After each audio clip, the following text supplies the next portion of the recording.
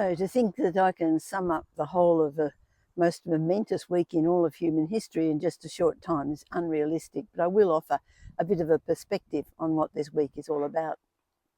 When God created the universe, when he created the earth, he made all sorts of plants and animals, and the peak of his creation were human beings. And we read how the whole of creation just was in perfect harmony, and in perfect harmony with itself and with God. That is, until Adam and Eve decided to eat of the tree that God had told them not to touch. Now, this tree represented the knowledge of good and evil, and what Adam and Eve did was decide they were going to decide for themselves what was good and what was not. And so that was rebellion against God. It was disobedience. And the result of that rebellion meant that all of creation became subject to death and decay.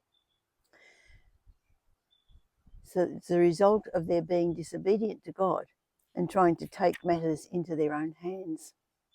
But God has a plan to restore creation. He wants to restore it to that situation of his first creation where there's no death, no decay, all creation living in harmony. Now, the process has been going on a long time in human history. Started with choosing Abraham. Abraham obeyed God and said, yes, I'll leave my home and go to this country where you're leading me. Don't know where it is, but I'll go. So that was his obedience. Now, Abraham's descendants ended up living in Egypt, where they grew into quite a large nation, but they were slaves. People who had no power, no rights, nothing. They were a slave nation. But God had chosen them to show the world who he was. And so he took this little nation who were powerless, had no rights. He took them out of slavery using some fairly amazing things, such as the crossing of the Red Sea on dry ground so that the Egyptian army got drowned trying to follow them.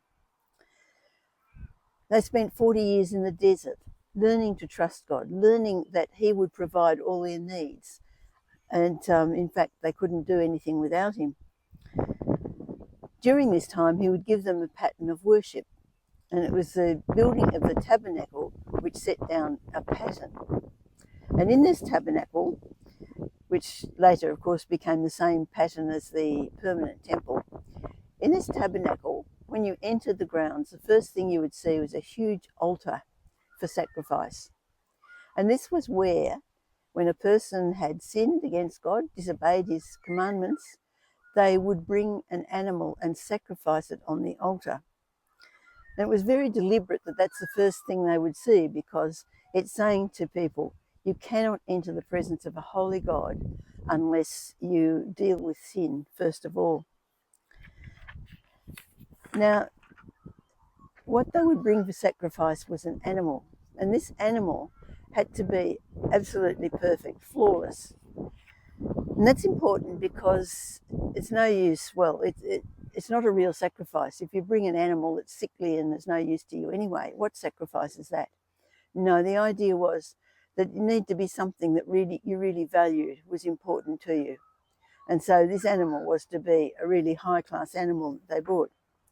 And then the person bringing it had to lay their hand on the animal's head while the animal was slaughtered, because really the animal was dying in their place. Sin was not something that could just be accepted. In fact, sin costs life. And God was allowing them to use animals as a substitute for their own life. Now, his plan to begin the restoration became in Jesus. Jesus, first of all, became a part of that creation, born of Mary. He lived a life of complete obedience to his Father in heaven. He never needed to sacrifice any animal because he never sinned. He showed people who God is, and he showed people what God was like. But of course, this clashed with human beings because our human nature wants to decide for ourselves what's good and what's not. This clash, of course, would bring about his death. And yet Jesus wasn't just captured and put to death.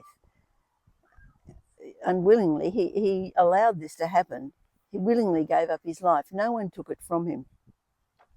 In the Garden of Gethsemane, he was praying to his Father that this might be taken from him. But the distress was obvious because it says he would sweat drops of blood. It's a body under extreme stress.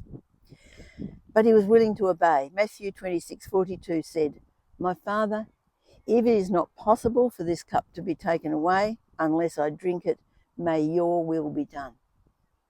And then a little further down in verse 53, it tells us that when the soldiers came to arrest Jesus, Peter pulled out a sword and had a go at one of the servants. And Jesus said, "No, Peter, do you think I cannot call on my Father and he will at once put at my disposal more than 12 legions of angels?" Jesus could have completely wiped those Romans off the face of the earth. No one took Jesus' life from him. He gave it up willingly. Why? He was to be the ultimate sacrifice for sin and the sins of all people for all time. The human problem of wanting to be God, to decide for ourselves, was paid for in the sacrifice of the most costly and perfect life that has ever existed. So does that mean that we get off lightly? Well, yes, in a way it does, but not to just continue our life of disobedience to God. To receive the forgiveness that Jesus offers, I need to recognize that his death was in my place. And then so he's paid such a price for me that I would obey him. But death was not the end. On the third day, Jesus rose from the grave, and this was something totally unheard of. No one's ever done it before or since. And this was the beginning of God's new creation. First of all, his resurrection shows us that death is not the end. Jesus, though, was different. He still had a body and he still had the marks in his hands and feet and side, but he could just appear in a locked room. He could disappear at will. It seemed he could travel a distance without any time. So he was different. What it shows us is that there is life beyond this life. If we have the life of Jesus within us, we don't just become some soul that floats off and joins a universal soul somewhere. We are distinct, recognizable people, but we will have a resurrection body. The new life that we can experience in Jesus is a life that is to join his cause of bringing about this whole new creation where there is no death, decay, suffering, where all of creation will live in perfect harmony and with itself and with God. There's a picture of it in Isaiah 11:6. The wolf shall lie down with the lamb, the leopard shall lie down with the kid, the calf and the lion and the fatling together, and a little child shall lead them. We don't live in that time yet. We're in the in-between time, between the beginning of God's new creation and his final glory, when Jesus returns to establish his rule, when he will live with his people on earth, as described in Revelation 21. So we are tasked with doing our part in bringing about the fulfillment of this new creation. We do it by living a new way of life in obedience to God, so that his rule will spread across the world and when he returns. This is the most awesome week in all of human history. It's a time for reflection and thanksgiving for what God has done for us. Brilliant,